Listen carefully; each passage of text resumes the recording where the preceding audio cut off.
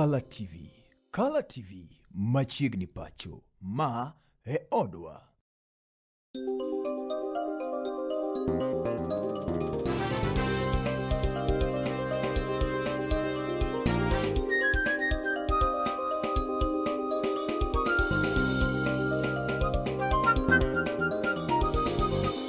Ineno Color TV. Color TV machiegni pacho. Ma e odwa. Ageno kanyo ni chiew makara kama muraba intiere amosi kanyo ni good morning en kanyo tarika par kod ang'wen mano mar dwe mar abich gani mar 2026 aneno kara kosekalo kanyo 20 mono tok saa achiel mar okinyi ama en wang' jowi mari mar Color TV ka utuloni makene mar wakini machiegni mondo mi watare kodi e chenro ni mar sulwe mokinyi mano elo Justus Sadoyo mabeno kuyudo thuolo mar chopo kaeri odiochieng'ni makawuono. Nyinga en Brenda Agenyo, wadhi chako kanyo gi ondamo mokwongo mabende wadhi do kanyo weche manyien ka giwuok ka koda ka kocha. Mokwongo en kanyo ni jatend piny Kenya Laktar William Ruto odiochieng'no manyoro koro to nomedo rwako moko kuom jotelo mopogore opogore mawuok e pinjego mag Afrika mabende koro to ne orwako e pacho kaeri mano ni romono madhi nyime e pacho kaeri romono mong'ere kaka African Forward Summit romono mabende koro to yuore koda ka jotelo mopogore opogore kama Kenya jatend piny France mano migosi Emmanuel Macron romo makamano en mano mabende koro to geto mar neno ni piny Kenya kachiel koda ka pinjego mamoko mag Afrika odongore gin giwegi kendo giyudo berruok ma owinjore. Romo makamano osebedo kadhi nyime e pacho kaeri ka odiochieng'no manyoro en odiochieng'no mar adek mabende romo makamano koro to dhi nyime e pacho kaeri kendo en romo mokelo kanyakla jotelo mopogore opogore kowuok e pinjego mag Afrika kachiel koda ka pinjego eko ma oko.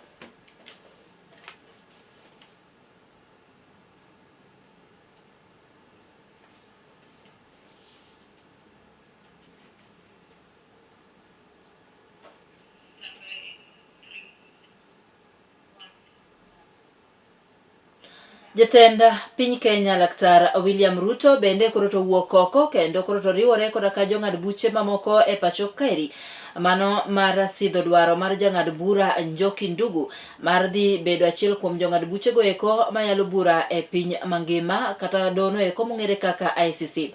Kane oloso odiochieng'no manyoro Laktar William Ruto koro to yango ni Mikai Njoki Ndugu kata Justice Njoki Ndugu en achiel kuom jong'ad bura go eko mabende koro to ni koda ka chia maber e pacho kaeri kaluwore ni osetiyo e pacho kaeri kaka jang'ad buche e dono ero mamalo mogik kata Supreme Court. Mikai Njoki Ndugu en achiel kuom jong'ad buche mawuok e pinjego mag Afrika mabende koro to dhi laro komno ero mar bedo achiel kuom jong'ad buche e piny mangima. Today, Kenya stands before the international community not merely to endorse a candidature, but to strengthen the cause of international justice by presenting one of our most accomplished and distinguished jurists, the Honorable Lady Justice Susan Njoki Ndung'u, as Kenya's candidate for election as judge of the International Criminal Court for the year 2027-2036 term.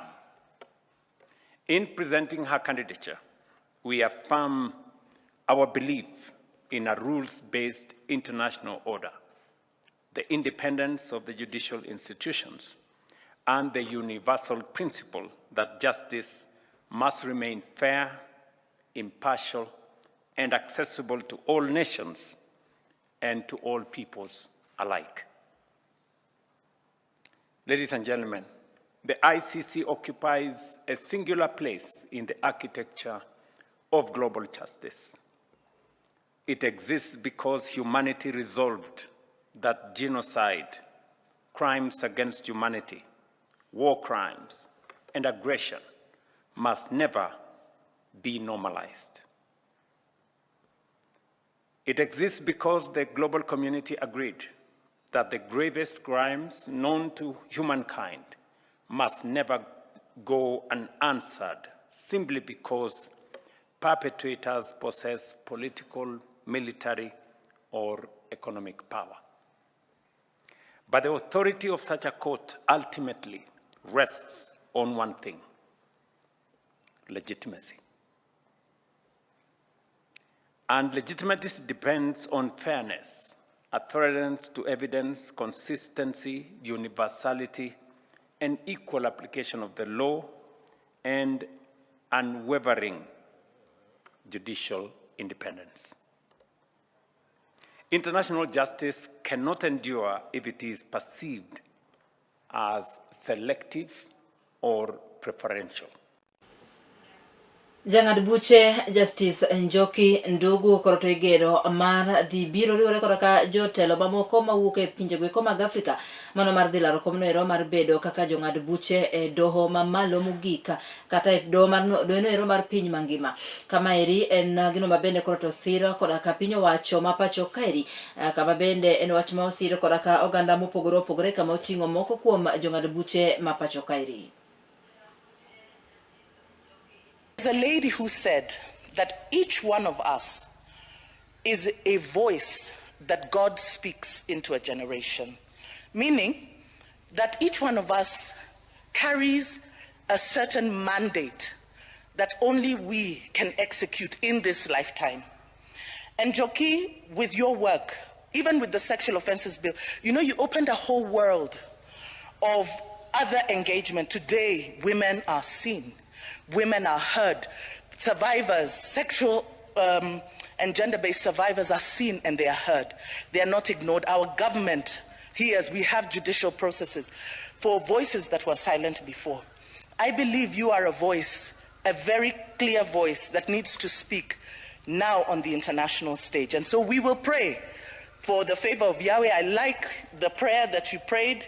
Indeed, except Yahweh builds a house, they labor in vain that build it.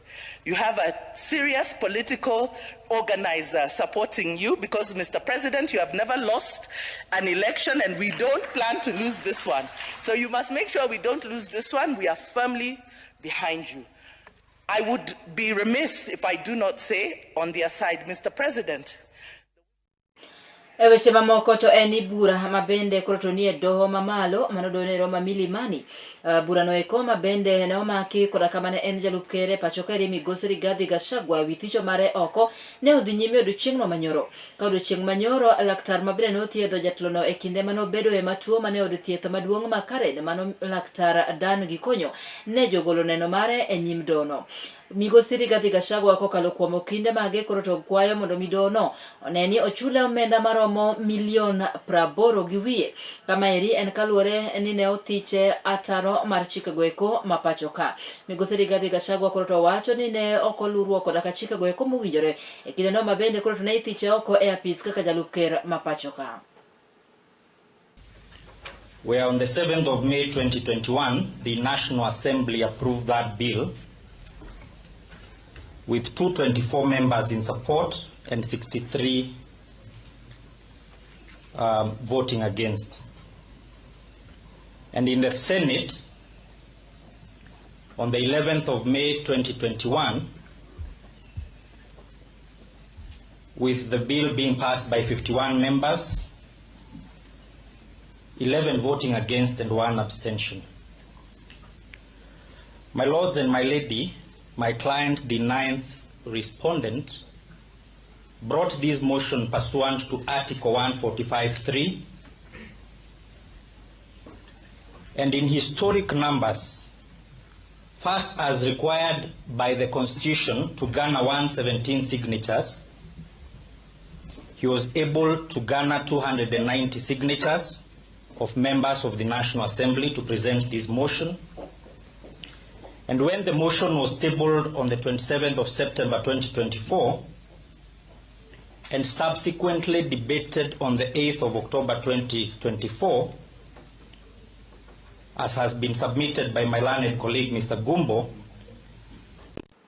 Governor Masia County Migosi James Agrorengo koro to wachone oganda mapacho kaeri mondo mikigi bedi koro kaluoro moramora to ginene giwuok oko mar penjo jotendgi e weche goyogo kata chenro mag dongruoge mopogore opogore magisekelonegi. Kane oloso e county no Masia, Migosi James Agrorengo koro to wachone oganda jo Kenya mondo mi openja nyaka jatend piny Kenya Laktar William Ruto chenro mag dongruoge mane gisingo e kinde yiero maduong' mokalo higa mar 2022.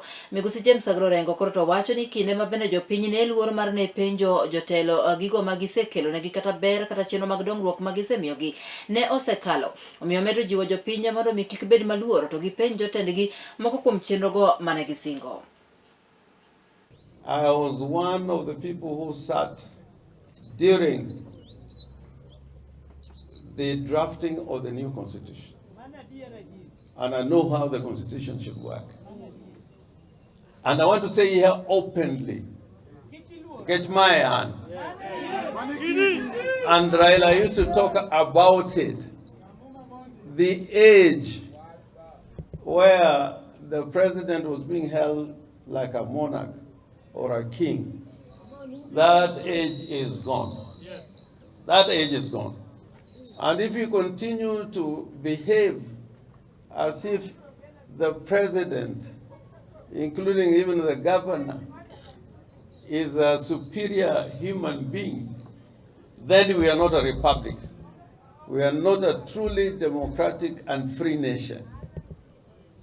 The Constitution says how we work, how we should work. I cannot just shout things in the air and say this is going to happen. It has to go through the county assembly. If you want to know a road is coming to your ward or to your village, you look at the budget that goes through the county assembly. It's a program-based budget. So that goes with the national government. And me, I served other presidents who came here in Siaya when I was a young man. People used to pray and kneel to the president, Mtukufu Rais, tupatie hii, Mtukufu Rais, tunataka hii. That age of Mtukufu is gone. If you are really free people, I'm looking at your faces. That age is gone. And Raila is the one who used to say dramatically when he used to give speeches that people were in the habit, when they saw the president in your midst, then they start begging for this and that. And then the president will stand up and say, hey, waziri wa barabara iko wapi? Umesikia hiyo? Tengeze hiyo barabara kesho. Even with the promises we have been given in Siaya, you better look at the national budget, whether what we have been promised is in the budget. Or you may be promised a road for 12 billion shillings, and when you go to the budget, there's only 200 million shillings for it. I had a member of parliament from Kakamega, who is a reverend, Hamala. He was saying the president has been in Kakamega saying, oh, barabara ndio hii, shule ndio hii, hospitali ndio hii. Wechego mag thieth to en jatend migawo mar thieth e pacho kaeri mano migosi Aden Duale koro nosidho ayanga kar thiedho tuono mar kansa mano e kaunti no ma Mombasa kane oloso koro to yango ne piny owacho ma pacho kaeri kokalo kuom tend migawo no mar thieth oikore malich mokalo mar neno ni obero chenro mag thieth e pacho kaeri. Bende koro to jatelo no yango ni kar thieth ma kamano biro neno konyo malich mokalo to anya jotuo go mag kansa ma osebedo ka sandore malich mokalo e pacho ka. Mombasa and Nakuru are recipients of one of our high-end equipment for radiotherapy, the LINAC machine. So we have come to commission. This is one of our centers, and I really want to thank Governor Abdul Samad, a very progressive leader on health matters, that today we are under the donation and the support we got from the International Atomic Energy. We can serve patients over 100 per day. Patients who before used to go to Kenyatta, used to travel 500, some of them used to go out of the country. And it is good that we as a government, both levels of government, we are making very deliberate measures to make sure that we eliminate cancer as a public health threat in our country. Our system is solid, our system is protected. We are engaging that Kenyan, and we shall find out what has happened. But I want to assure the country is that 30.9 million Kenyans have already registered. We have the best AI that protects our data. the data of our citizens is protected through legislation. The commissioning of the Mombasa Radiotherapy Center marks a bold step towards equity in cancer care. It represents our commitment as a government to ensure that no Kenyan is denied life-saving treatment because of where they live. So this milestone could not have been possible without a very strong and visionary partnership we have with you. And today we must take a moment to truly recognize and appreciate one such key partner, the International Atomic Energy Agency. As a government, we are fully committed, DG, to strengthening cancer prevention, screening, and early diagnosis. We are expanding treatment services across all our regions in our country. We are investing in our healthcare workforce, and we are integrating cancer care within our universal health coverage agenda. Joda ke karchungor bura ma emurwa dikir kaunti na koma nyandarua koroto kwa mondo mi wuogoko kar rombgi mar neno ni giluto ombulu kendo yiero jal mabende koroto biro bedo mabende koroto biro bedo jaod bura margi mano banga kama ne en jaod bura margi migosi Johana Ng'eno ne owito ngimane kokalo kuom masira. Jotelogo eko mabende koroto chung elaro koma kamano bendo golne gi kwayo mar neno ni gini bende gikelo kwe giwegi kendo koroto ikwayo gi mondo mi gibigi yie koda ka duoko mar yiero makamano. Maeri biro e sechego mabende koroto ganago eko kuke kar chungo burano koroto igeno ni dhiluto ombulu mabende koroto gibiro yiero godo yal mabiro bedo jaod bura margi. E sechonogo bende koroto kwagi mondo mi gineni giketo maino e chenrogo eko mag dongruok kaachiel koda ka kelo kwe e kindgi giwegi. Tunahitaji amani. Amani ni kitu ya muhimu sana. Tunaomba president wetu atufanyie kazi. Kuna barabara alikuwa amelaunch huko Ololmasa, ni barabara ya kutoka Korkor hadi Kilgoris. Alilaunch lakini hajafanya kazi. Sasa tunaomba atufanyie kazi. Tukielekea maneno ya maendeleo hapa Dikir, kuna shida sana. Mabarabara ni mbaya. Yaani tunaomba kiongozi mwenye atachaguliwa, tunaomba kabisa atusaidie kabisa. Hapa Dikir ni mbaya kabisa. Ingine, ajira kwa vijana. Kuna kizungumkuti kubwa sana. Sisi tunaomba rais utusaidie kabisa kwa hiyo. Tunataka tu kiongozi yeyote akiwin, tunataka tu atusaidie mambo ya barabara. Hii lami imeharibika, so tunataka hii lami sasa itengenezwe, ishughulikiwe sisi.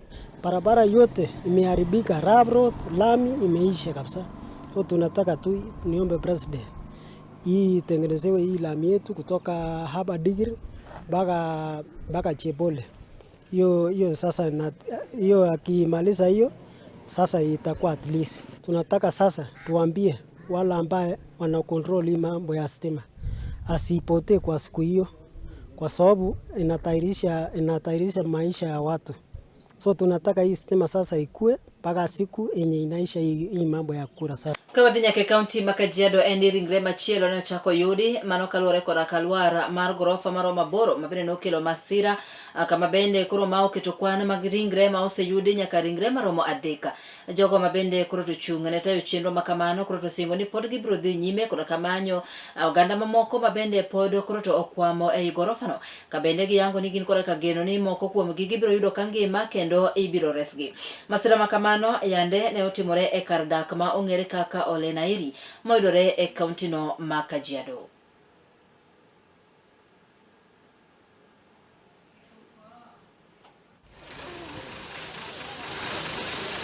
As a team, we have been on the ground since this building came down. We did recover one body on Sunday, and today we have managed to recover 2 more bodies. So in total, we have recovered 3 bodies from the debris.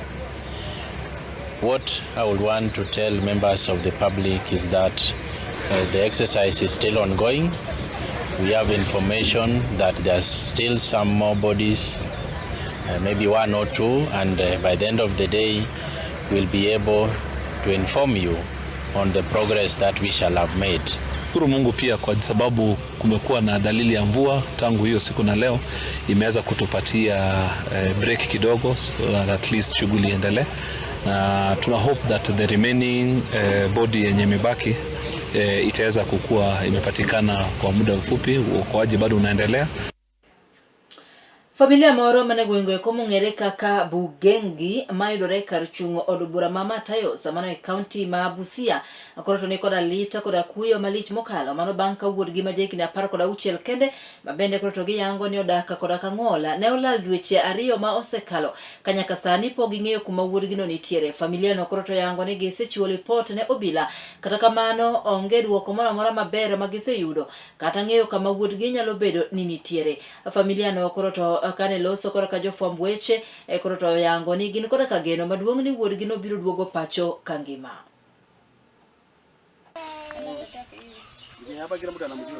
Nilikuwa nimeenda mahali kwa kazi, kurudi nikakuta mtoto yeye yuko. Nikajaribu kuuliza watoto mtoto ako wapi na mama watoto ako wapi. Wakasema amefuata mtoto. Nikasema kwa hii masaa yote mtoto alipotea saa ngapi? Watu mwendo kama ilikuwa mwendo saa 12 hapa hivi. Sasa mimi kufika nikajaribu nikafuata mtoto, nikaenda nikachukua basikeli kwa haraka nikafuata mtoto, sikumpata. Nikaenda paka sehemu za Busibwago, sikumpata yeye. Nikatoka huko tena nikabidi tena nikaenda paka Nambare. Nikasunguka nikitembea na basikeli kabisa, nikafika mahali labda nikakuta matanga iko mahali, nikafikiria labda mtoto anaweza kwa matanga pale kwa sababu alikuwa akisikia muziki ikifanya kidogo huwa anaweza kwenda pale. Nikajaribu kupeleleza hapo, sikupata. Tena nikatoka, wakati huo matanga ilikuwa mingi sana. Nikarudi tena. Kurudi nikasema sasa kama ni kesho nitaamkia asubuhi, sasa kesho niende paka kwa polisi. Nienda kupika polisi kwa Mabatini, nikatoka pale wakanipa barua, nikaenda paka Busia. Nikapeana pale barua na picha ya mtoto, wakaniambia wanaweza kunisaidia kunitangazia mtoto. Asubuhi tena nikakuja kwa Badidu, nikakuja. Hata kuanzia siku hiyo niko na wasiwasi, mtoto ako wapi? Mtoto alikuwa na kili vizuri sana. Sasa nikashindwa. Sasa maybe mtu alimchukua ama alimpeleka wapi? Na kama alimchukua, sasa angeweza kutangaza kwa sababu nilipeleka ripoti, sioni kitu chochote. Sasa ninakuanga na wasiwasi nikifanya kazi, nakuwa na wasiwasi, kukula inakuwa na nguvu. Naweza kuwa hata nataka nikule, wakati napata chakula imefika hivi, naona tu hata ni shida na wachana chakula. Kama mimi tangu ndugu yangu apotee, siko ile vizuri venye kwa anakuwa juu ni mtoto mwenye tushazoeana na yetu kabisa. Hata siko vizuri kabisa. Naomba tu yeyote atakayeona mtoto mahali popote atusaidie tu.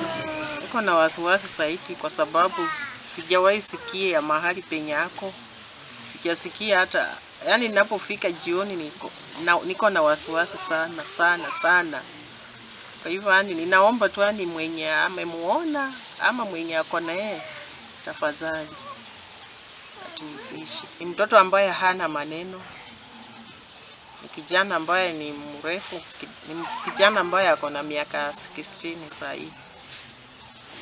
Alafu wakati aliondoka alikuwa amevalia nguo ya t-shirt yellow, ikomo yellow na red. Na sweater shorti hafu mbele kuna box ya red. Na amevalia suruali ya black na crocs ya black. Rumbi maglita koroka kuyo koroto kwako gwengwe komaga Musikoma Madurai County Mabungoma mano banka apisa moro mabeno ng'ere koraka nyingno mar Pasaka Wakafura ne onegi e yono ma ok ler kendo jogo manonege bende poko yangore nyaka gi seche geki kalore koraka jogo wenga makono mabende gin joneno nek makamano koroto yangone apisa no duogo pacho mano kar sa achiel mamidhiambo kama bang'e to no monje koraka chije moko mapokto oyangore mabende no weka owito ngimane. Jodak makono koro to dwaro mondo mi piny owacho kokalo kuom tend migawo mar arita kwe wuogo ko mar neno ni oridne gi weche go mag arita kwe obedo makare ka bende koro to gikwedo malich mokalo nek makamano magidwaro mondo mi otim nonro mapiyo mar neno ni omaki achije duto manotimo tim makochno. Tumeona kuwa hakika ameuawa na aliingia kwa boma yake vizuri, akapaka gari, akuzima na akafunga gate, akarudi kufunga gate, anajifungulia na kufunga.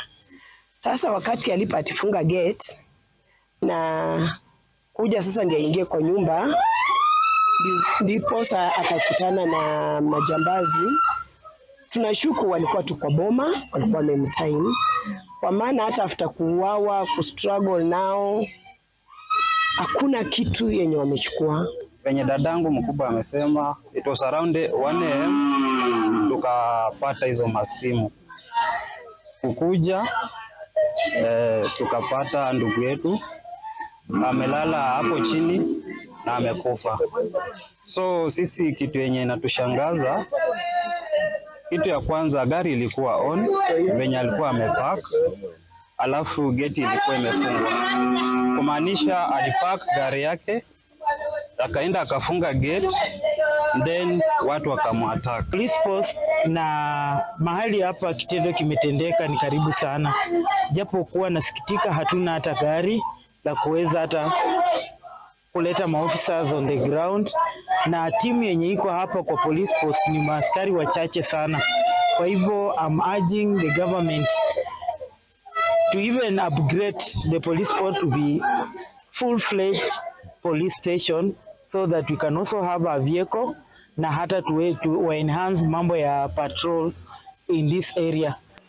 Gemasira marnek mamedo timore gwengwe ko mag Bungoma ema chopa giko mar miweche manyien gi seche gi kiki mabor pod wadhi nyime koda ka chenro ni eki ma bende biro embele kanya no bedo koda ka twaka koda ka chiel kuom jogo mabedo chung e laro kom kar chung od bura ma Kisumu East. Mere mana kete e wang jowi mari mar Kala TV iyudo wakanyo e mbui mar Facebook Kala TV Live ka chiel koda kamano mar Twitter, YouTube Kala TV. Nyinga en Brenda Agenyo.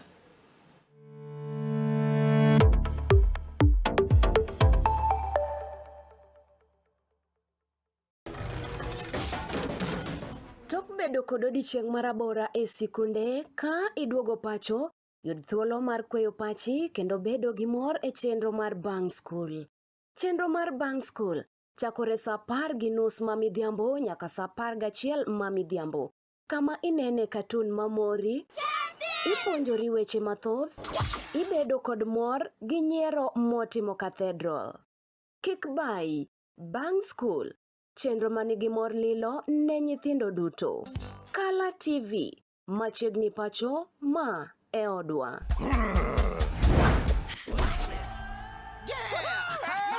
I've fallen and I can't get up.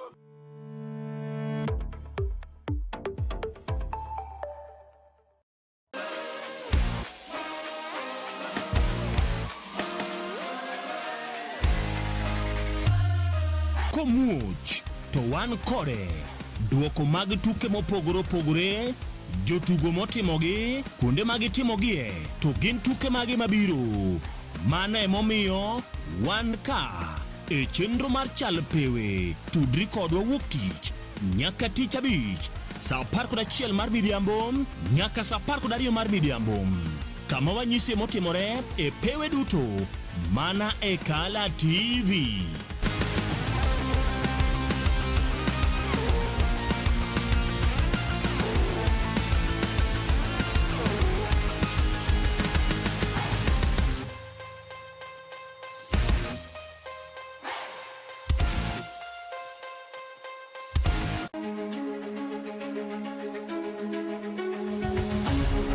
Odiochieng' yamb siasa kudho ma opogore opogore ka jotelo riwore kod duond buche siasa ka achiel kod riwruoge mag siasa bende mopogore opogore. Kaka japiny be ing'eyo kaka yamb siasa ringo e pacho kaindi, to gin dongruoge mage mowinjo bedi ni iyudo kaka japiny, to bende gin jotelo mage ma ochung' malaro lemo ma opogore opogore mabiro ni chieng' tich ang'wen ka tich ang'wen kochakore saa 3:30 mar otieno ka ikelo ni koda Joash Odhiambo Mitula. Magi duto iyudo mana ka okalo e chenro nendo mar orindi mar siasa mana e Kala TV. Orindi mar siasa, kik bai.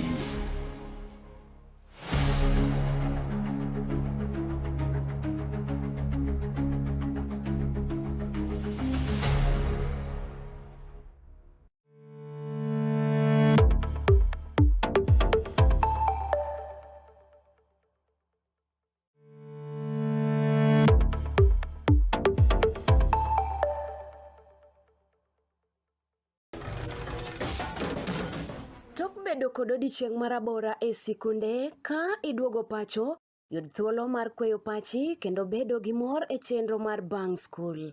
Chenro mar Bang School chakore saa 10:30 mamidhiambo nyaka saa 11 mamidhiambo. Kama inene katun mamori, ipuonjori weche mathoth, ibedo kod mor gi nyiero motimo Cathedral. Kik bai, Bang School, chenro manigi mor lilo ne nyithindo duto. Kala TV, machiegni pacho ma e odwa.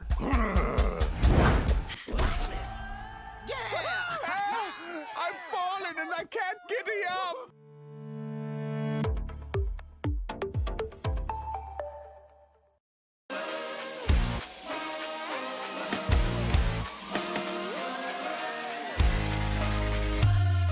Komuoch to wan kode duoko mag tuke mopogore opogore, jotugo motimogi, kuonde mag timogie, to gin tuke mage mabiro. Mano emomiyo wan ka e chenro mar chal pewe, tudri kodwa wuok tich nyaka tich abich saa 11 mar midhiambo nyaka saa 12 mar midhiambo. Kama wanyisi motimore e pewe duto mana e Kala TV.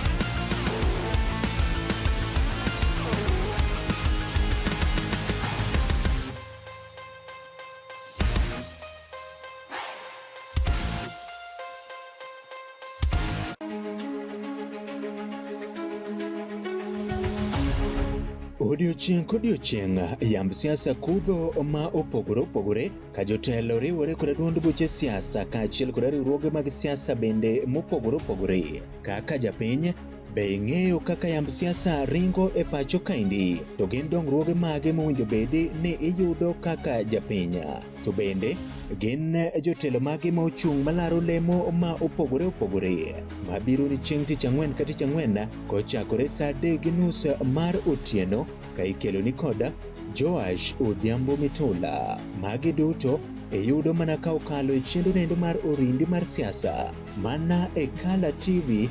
Orindi mar siasa, kik bai.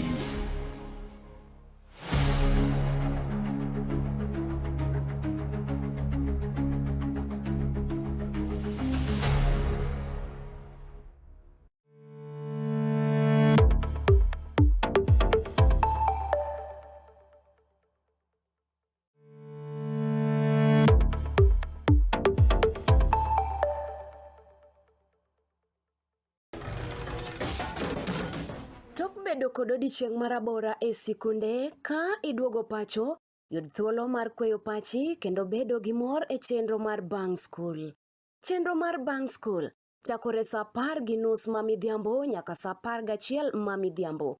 Kama inene katun mamori, ipuonjori weche mathoth, ibedo kod mor gi nyiero motimo Cathedral.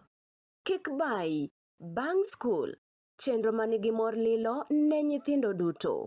Kala TV, machiegni pacho ma e odwa.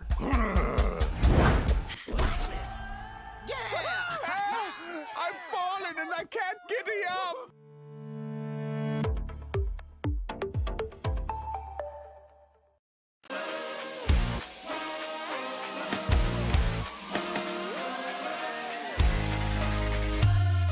Komuoch to wan kode duoko mag tuke mopogore opogore, jotugo motimogi, kuonde mag timogie, to gin tuke mage mabiro.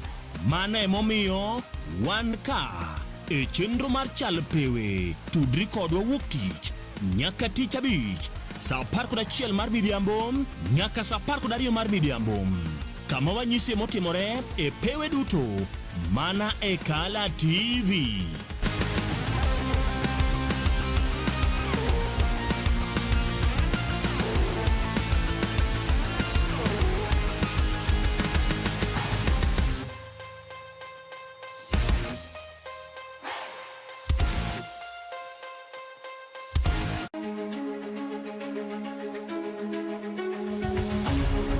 Odiochieng' yamb siasa kudho ma opogore opogore ka jotelo riwore kod duond buche siasa kaachiel kod riwruoge mag siasa bende mopogore opogore. Kaka japiny, be ing'eyo kaka yamb siasa ringo e pacho kaendi? To gin dongruoge mage mowinjo bedi ni iyudo kaka japiny?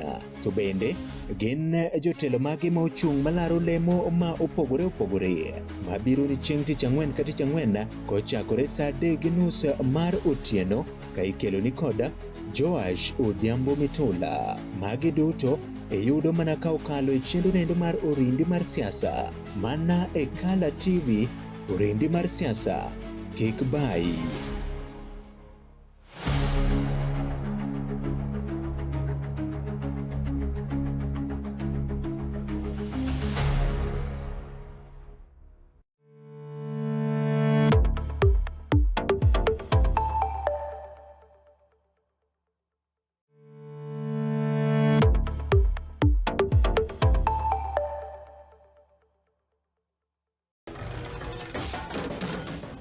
Bedo kod odiochieng' marabora e sikunde ka iduogo pacho, yud thuolo mar kweyo pachi kendo bedo gi mor e chenro mar Bang School. Chenro mar Bang School chakore saa 10:30 ma midhiambo nyaka saa 11 ma midhiambo. Kama inene katun mamori, ipuonjori weche mathoth, ibedo kod mor gi nyiero motimo Cathedral. Kik bai, Bang School, chenro manigi mor lilo ne nyithindo duto.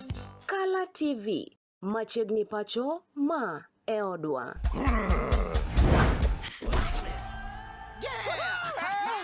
I've fallen and I can't giddy up.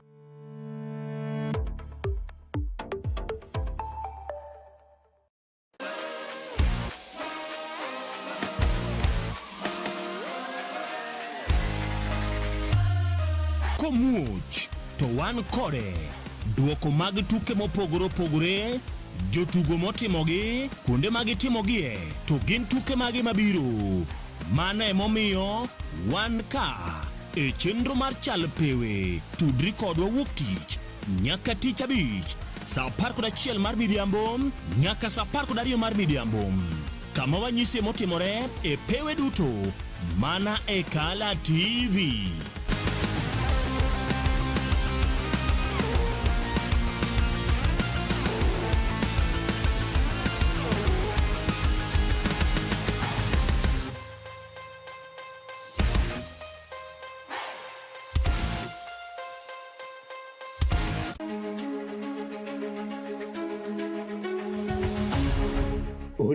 Odiochieng' yamb siasa kudho ma opogore opogore ka jotelo riwore kod duond buche siasa kaachiel kod riwruoge mag siasa bende mopogore opogore. Kaka japiny, be ing'eyo kaka yamb siasa ringo e pacho kaendi? To gin dongruoge mage mowinjo bedi ni iyudo kaka japiny? To bende gin jotelo mage ma ochung' malaro lemo ma opogore opogore mabiro ni chieng' tich ang'wen ka tich ang'wen kochakore saa 3:30 mar otieno ka ikelo ni koda Joash Odhiambo Mitula. Magi duto iyudo mana ka okalo e chenro nendo mar Orindi mar Siasa mana e Kala TV. Orindi mar Siasa, kik bai.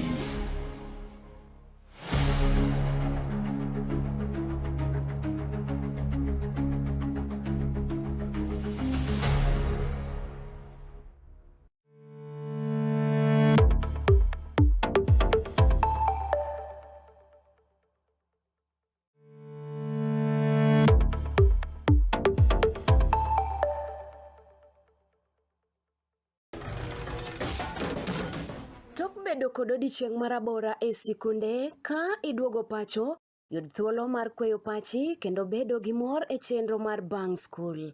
Chenro mar Bang School chakore saa 10:30 ma midhiambo nyaka saa 11 ma midhiambo. Kama inene katun mamori, ipuonjori weche mathoth, ibedo kod mor gi nyiero motimo Cathedral.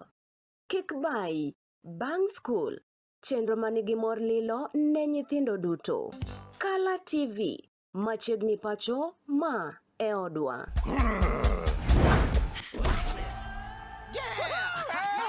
I've fallen and I can't giddy up.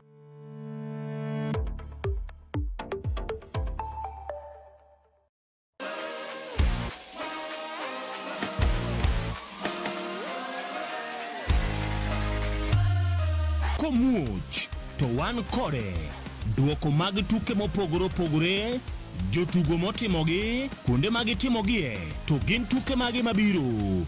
Mano emomiyo wan ka e chenro mar chal pewe. Tudri kodwa wuok tich nyaka tich abich saa 11 mar midhiambo nyaka saa 12 mar midhiambo, kama wanyisi motimore e pewe duto mana e Kala TV.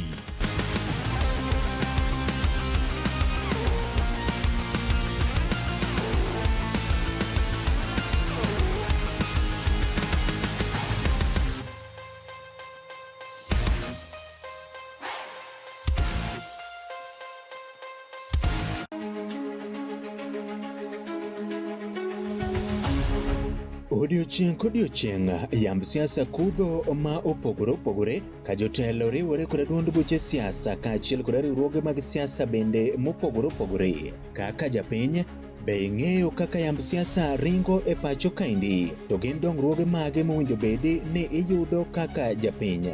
To bende gin jotelo mage ma ochung' malaro lemo ma opogore opogore mabiro ni chieng' tich ang'wen ka tich ang'wen kochakore saa 3:30 mar otieno ka ikelo ni koda Joash Odhiambo Mitula. Magi duto iyudo mana ka okalo e chenro nendo mar orindi mar siasa mana e Kala TV. Orindi mar siasa kik bai.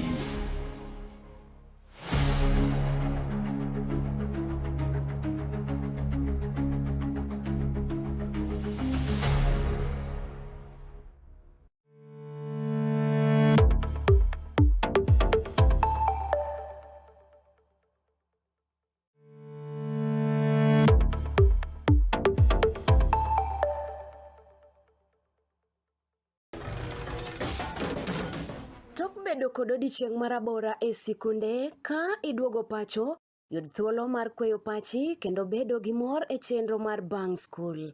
Chenro mar Bang School chakore saa 10:30 ma midhiambo nyaka saa 11 ma midhiambo, kama inene katun mamori, ipuonjori weche mathoth, ibedo kod mor gi nyiero motimo Cathedral. Kik bai, Bang School, chenro manigi mor lilo ne nyithindo duto. Kala TV, machiegni pacho ma e odwa.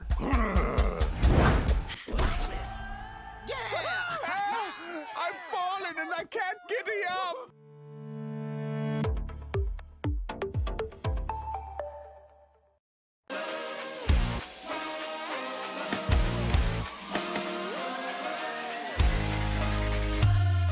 Komuoch to wan kode duoko mag tuke mopogore opogore, jotugo motimogi, kuonde mag timogie, to gin tuke mage mabiro.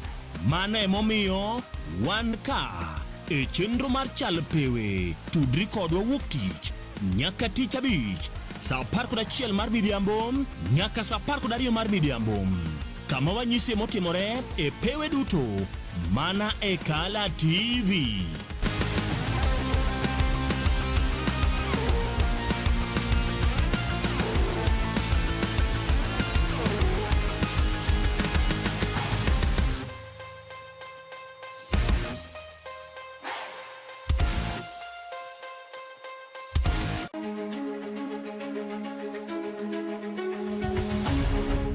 Odiochieng' kodiochieng' yamb siasa kudho ma opogore opogore ka jotelo riwore kod duond buche siasa kaachiel kod riwruoge mag siasa bende mopogore opogore. Kaka japiny, be ing'eyo kaka yamb siasa ringo e pacho kaendi? To gin dongruoge mage mowinjo bedi ni iyudo kaka japiny? To bende gin jotelo mage ma ochung' malaro lemo ma opogore opogore mabiro ni chieng' tich ang'wen ka tich ang'wen kochakore saa 3:30 mar otieno ka ikelo ni koda Joash Odhiambo Mitula. Magi duto iyudo mana ka okalo e chenro nendo mar orindi mar siasa mana e Kala TV. Orindi mar siasa kik bai.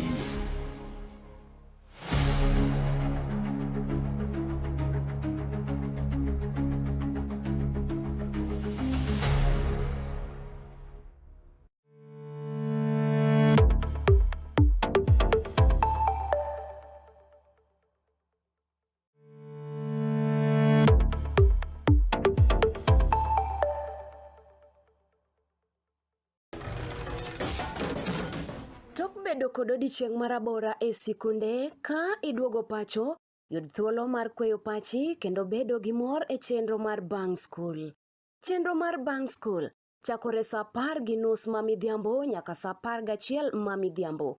Kama inene katun mamori, ipuonjori weche mathoth, ibedo kod mor gi nyiero motimo Cathedral. Kik bai, Bang School, chenro manigi mor lilo ne nyithindo duto. Kala TV, machiegni pacho ma e odwa.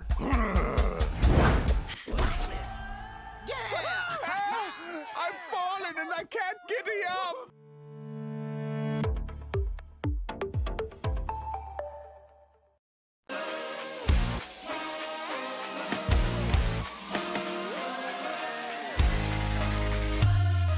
Komuoch to wan kode duoko mag tuke mopogore opogore, jotugo motimogi, kuonde mag timogie, to gin tuke mage mabiro.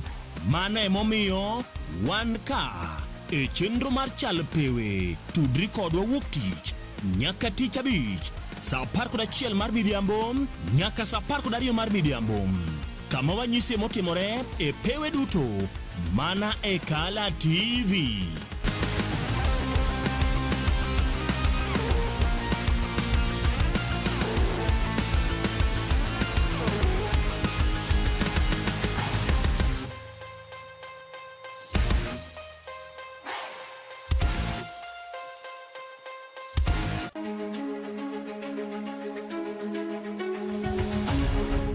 Odiochieng' kodiochieng' yamb siasa kudho ma opogore opogore ka jotelo riwore kod duond buche siasa kaachiel kod riwruoge mag siasa bende mopogore opogore. Kaka japiny, be ing'eyo kaka yamb siasa ringo e pacho kaendi, to gin dongruoge mage mowinjo bedi ni iyudo kaka japiny, to bende gin jotelo mage ma ochung' malaro lemo ma opogore opogore mabiro ni chieng' tich ang'wen ka tich ang'wen kochakore saa 3:30 mar otieno ka ikelo ni koda Joash Odhiambo Mitula. Magi duto iyudo mana ka okalo e chenro nendo mar orindi mar siasa mana e Kala TV.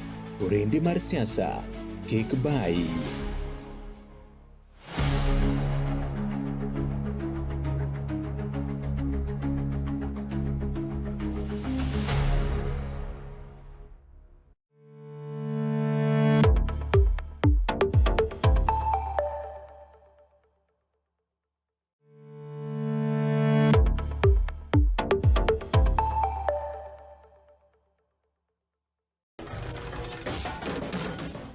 Bedo kod odiochieng' marabora e sikunde ka iduogo pacho, yud thuolo mar kweyo pachi kendo bedo gi mor e chenro mar Bang School.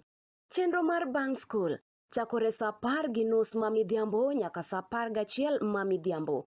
Kama inene katun mamori, ipuonjori weche mathoth, ibedo kod mor gi nyiero motimo Cathedral.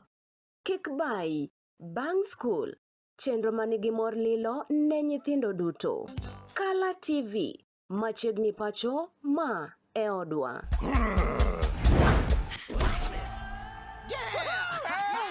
I've fallen and I can't giddy up.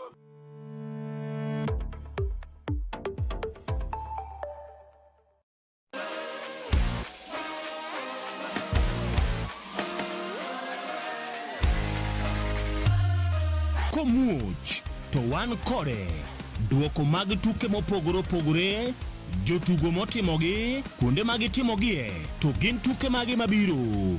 Mano emomiyo wan ka e chenro mar chal pewe. Tudri kodwa wuok tich nyaka tich abich saa 11 mar midhiambo nyaka saa 12 mar midhiambo. Kama wanyise motimore e pewe duto mana e Kala TV.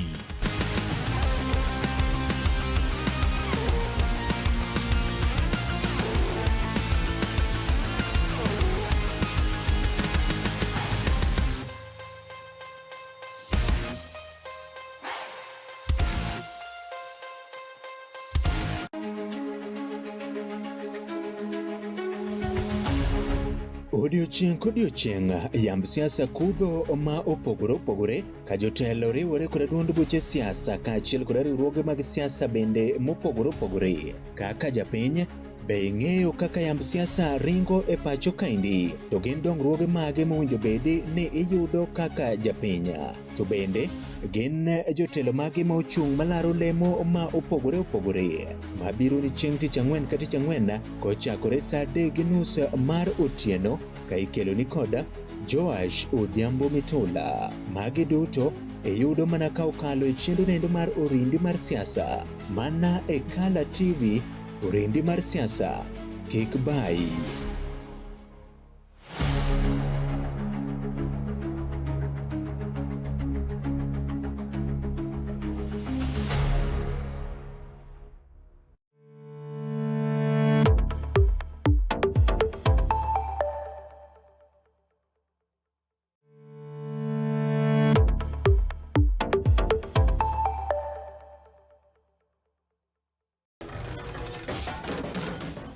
Bedo kod odiochieng' marabora e sikunde ka iduogo pacho, yud thuolo mar kweyo pachi kendo bedo gi mor e chenro mar Bang School.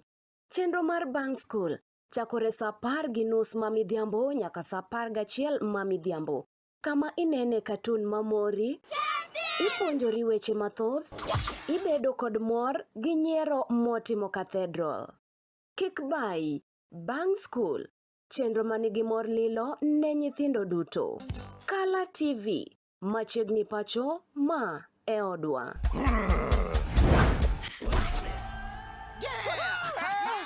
I've fallen and I can't giddy up.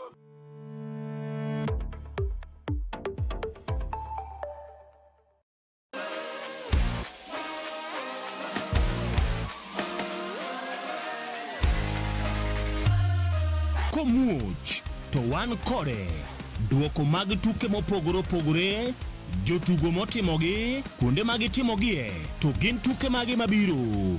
Mano emomiyo wan ka e chenro mar chal pewe. Tudri kodwa wuok tich nyaka tich abich saa 11 mar midhiambo nyaka saa 12 mar midhiambo. Kama wanyisi motimore e pewe duto mana e Kala TV.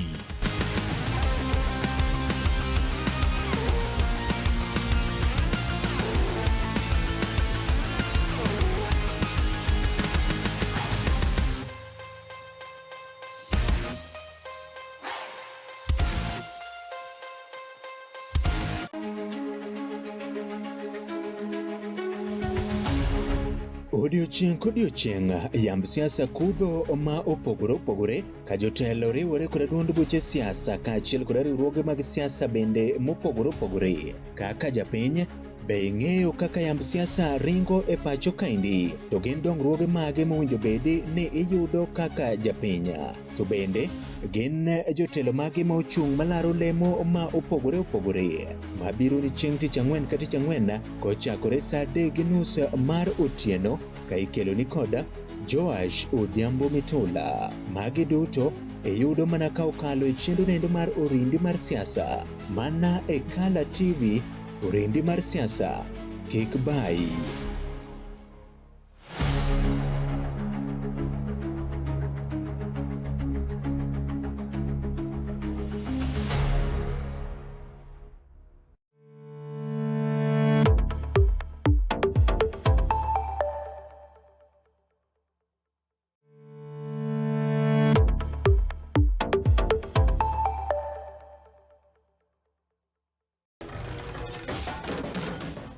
Bedo kod odiochieng' marabora e sikunde ka iduogo pacho, yud thuolo mar kweyo pachi kendo bedo gi mor e chenro mar Bang School.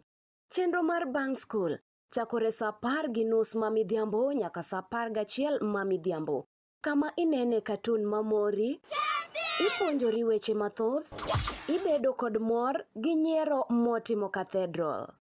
Kik bai, Bang School, chenro manigi mor lilo ne nyithindo duto.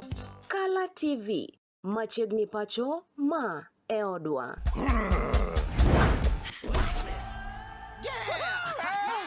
I've fallen and I can't giddy up.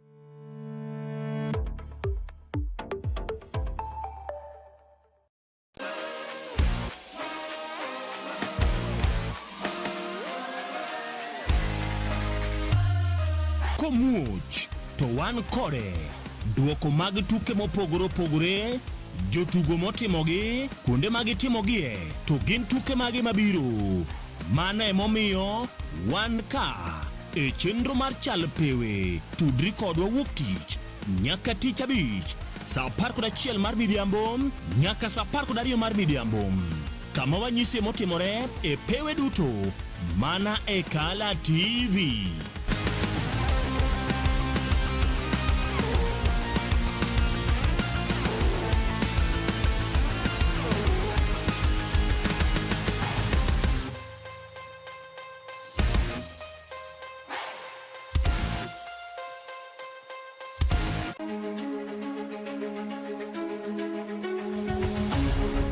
Odiochieng' kodiochieng' yamb siasa kudho ma opogore opogore ka jotelo riwore kod duond buche siasa kaachiel kod riwruoge mag siasa bende mopogore opogore. Kaka japiny be ing'eyo kaka yamb siasa ringo e pacho kaendi, to gin dongruoge mage mowinjo bedi ni iyudo kaka japiny, to bende gin jotelo mage ma ochung' malaro lemo ma opogore opogore mabiro ni chieng' tich ang'wen ka tich ang'wen kochakore saa 3:30 mar otieno ka ikelo ni koda Joash Odhiambo Mitula. Magi duto iyudo mana ka okalo e chenro nendo mar orindi mar siasa mana e Kala TV. Orindi mar siasa kik bai.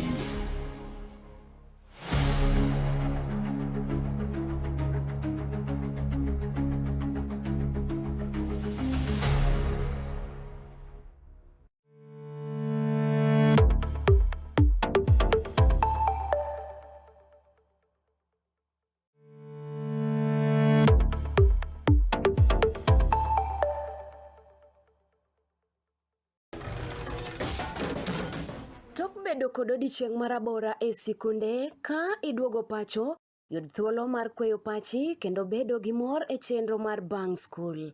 Chenro mar Bang School chakore saa 10:30 ma midhiambo nyaka saa 11 ma midhiambo, kama inene katun mamori, ipuonjori weche mathoth, ibedo kod mor gi nyiero motimo Cathedral. Kik bai, Bang School, chenro manigi mor lilo ne nyithindo duto. Kala TV, machiegni pacho ma e odwa.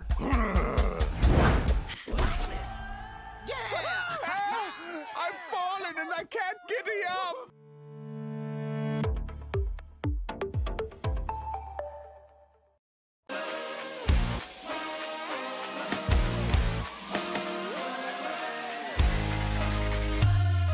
Komuoch to wan kode duoko mag tuke mopogore opogore, jotugo motimogi, kuonde mag timogie, to gin tuke mage mabiro.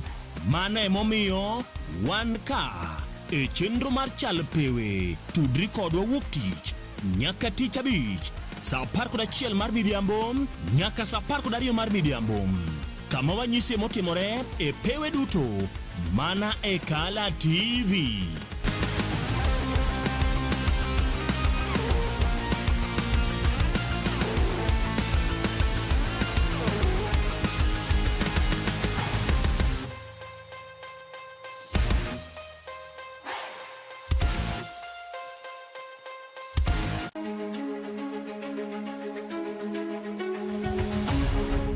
Odiochieng' kodiochieng' yamb siasa kudho ma opogore opogore ka jotelo riwore kod duond buche siasa kaachiel kod riwruoge mag siasa bende mopogore opogore. Kaka japiny be ing'eyo kaka yamb siasa ringo e pacho kaendi, to gin dongruoge mage mowinjo bedi ni iyudo kaka japiny, to bende gin jotelo mage ma ochung' malaro lemo ma opogore opogore mabiro ni chieng' tich ang'wen ka tich ang'wen kochakore saa 3:30 mar otieno ka ikelo ni koda Joash Odhiambo Mitula. Magi duto iyudo mana ka okalo e chenro nendo mar orindi mar siasa mana e Kala TV.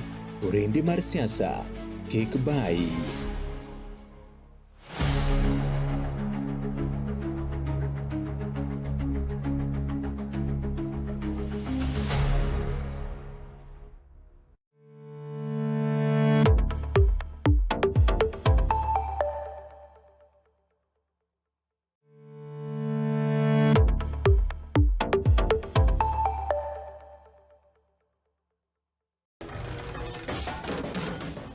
bedo kod odiochieng' marabora e sikunde ka iduogo pacho, yud thuolo mar kweyo pachi kendo bedo gi mor e chenro mar Bang School.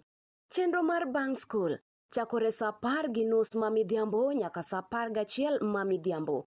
Kama inene katun mamori, ipuonjori weche mathoth, ibedo kod mor gi nyiero motimo Cathedral. Kik bai, Bang School, chenro manigi mor lilo ne nyithindo duto. Kala TV, machiegni pacho ma e odwa.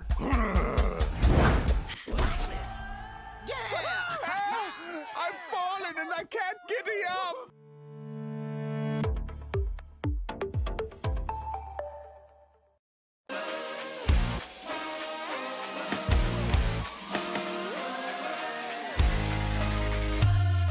Komuoch to wan kode duoko mag tuke mopogore opogore, jotugo motimogi, kuonde mag timogie, to gin tuke mage mabiro.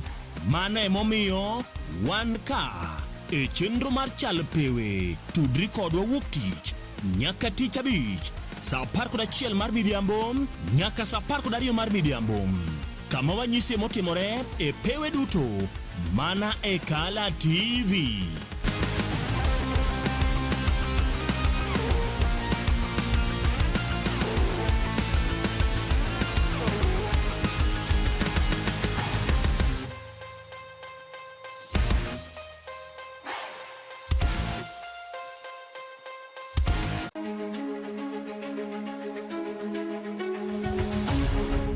Odiochieng' kodiochieng' yamb siasa kudho ma opogore opogore ka jotelo riwore kod duond buche siasa kaachiel kod riwruoge mag siasa bende mopogore opogore. Kaka japiny, be ing'eyo kaka yamb siasa ringo e pacho kaendi? To gin dongruoge mage mowinjo bedi ni iyudo kaka japiny?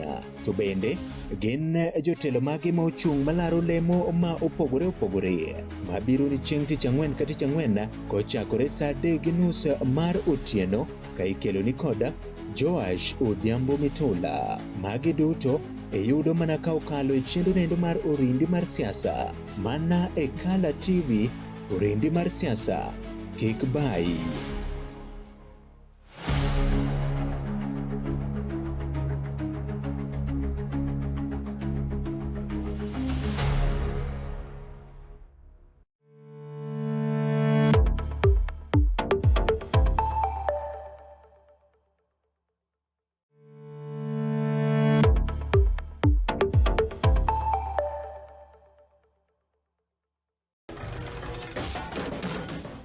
Bedo kod odiochieng' marabora e sikunde ka iduogo pacho, yud thuolo mar kweyo pachi kendo bedo gi mor e chenro mar Bang School. Chenro mar Bang School chakore saa 10:30 mamidhiambo nyaka saa 11 mamidhiambo. Kama inene katun mamori, ipuonjori weche mathoth, ibedo kod mor gi nyiero motimo Cathedral. Kik bai, Bang School, chenro manigi mor lilo ne nyithindo duto. Kala TV, machiegni pacho ma e odwa.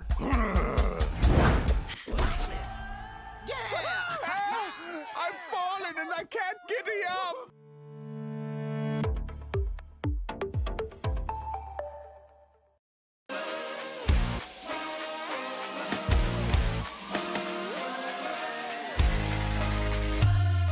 Komuoch to wan kode duoko mag tuke mopogore opogore, jotugo motimogi, kuonde mag timogie, to gin tuke mage mabiro. Mano emomiyo wan ka e chenro mar chal pewe. Tudri kodwa wuok tich nyaka tich abich saa 11 mar midhiambo nyaka saa 12 mar midhiambo. Kama wanyisi motimore e pewe duto mana e Kala TV.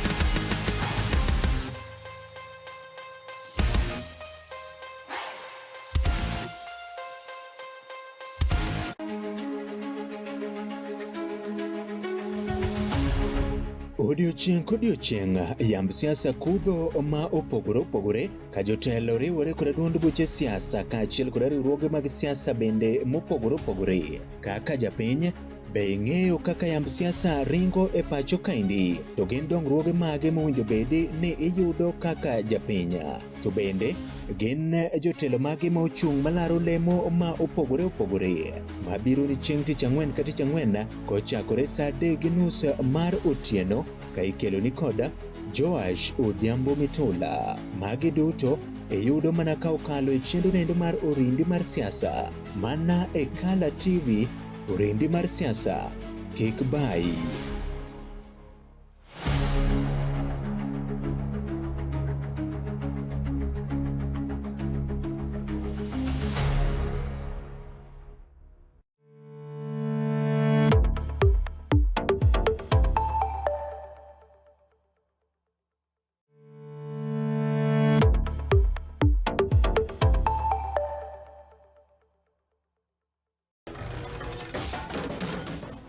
Bedo kod odiochieng' marabora e sikunde ka iduogo pacho, yud thuolo mar kweyo pachi kendo bedo gi mor e chenro mar Bang School. Chenro mar Bang School chakore saa 10:30 ma midhiambo nyaka saa 11 ma midhiambo. Kama inene katun mamori, ipuonjori weche mathoth, ibedo kod mor gi nyiero motimo Cathedral. Kik bai, Bang School, chenro manigi mor lilo ne nyithindo duto. Kala TV, machiegni pacho ma e odwa.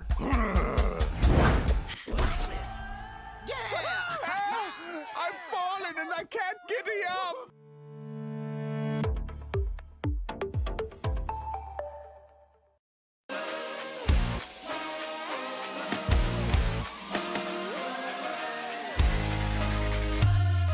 Komuoch to wan kode duoko mag tuke mopogore opogore, jotugo motimogi, kuonde mag timogie, to gin tuke mage mabiro. Mano emomiyo wan ka e chenro mar chal pewe. Tudri kodwa wuok tich nyaka tich abich saa 11 mar midhiambo nyaka saa 12 mar midhiambo. Kama wanyisi motimore e pewe duto mana e Kala TV.